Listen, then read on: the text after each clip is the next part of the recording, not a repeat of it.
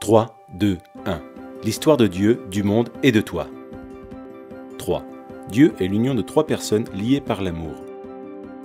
Au commencement, ils étaient trois, le Père, le Fils et le Saint-Esprit. Non pas trois dieux différents, mais un Dieu, union indissoluble de trois, une triunité ou trinité. La Trinité n'est pas un problème de maths ou une ancienne énigme. C'est la bonne nouvelle que Dieu est amour.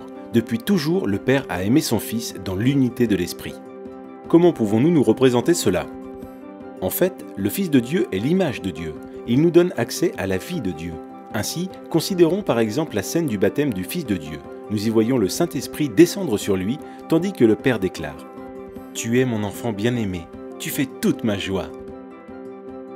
Cette scène est un aperçu de la vie éternelle de Dieu. Le Père a toujours aimé son Fils avec la joie du Saint-Esprit. Mais cet amour était trop beau pour qu'il le garde pour eux. Le Dieu d'amour souhaitait le partager. Ainsi, le Père a fait un monde au travers de son Fils et par son Saint-Esprit, car il veut que des milliards d'enfants rejoignent sa famille. Toi et moi avons été créés pour entendre cette déclaration. Tu es mon enfant bien-aimé, tu fais toute ma joie. Le sens de la vie, c'est de trouver notre place avec eux. 2.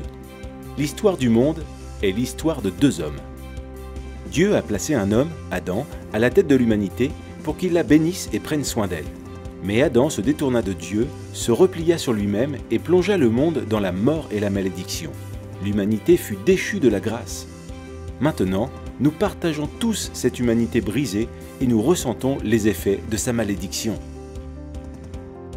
La race humaine est comme un sapin de Noël qui a été abattu et arraché de sa terre naturelle. On peut se déguiser avec des décorations fantaisistes, on peut effectuer toutes sortes de bonnes actions. Mais nous périssons.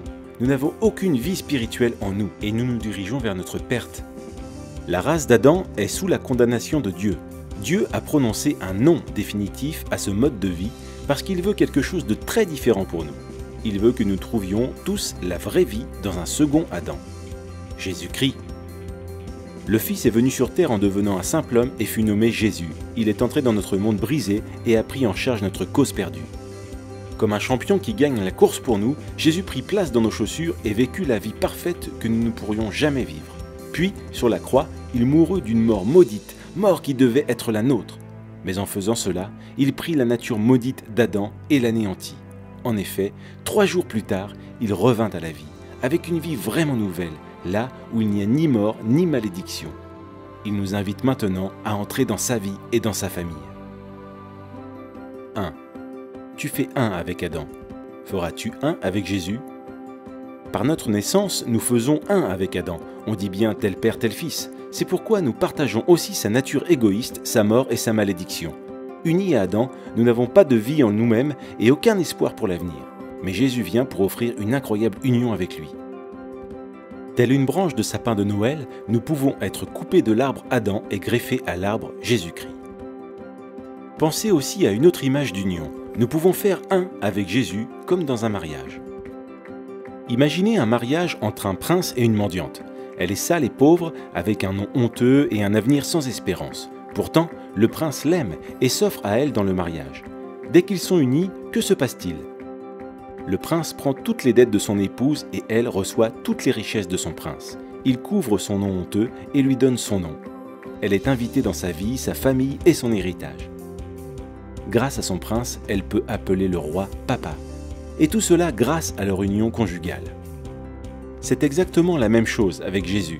Si nous le recevons, tout ce qui est nôtre, notre péché, notre malédiction deviennent siens.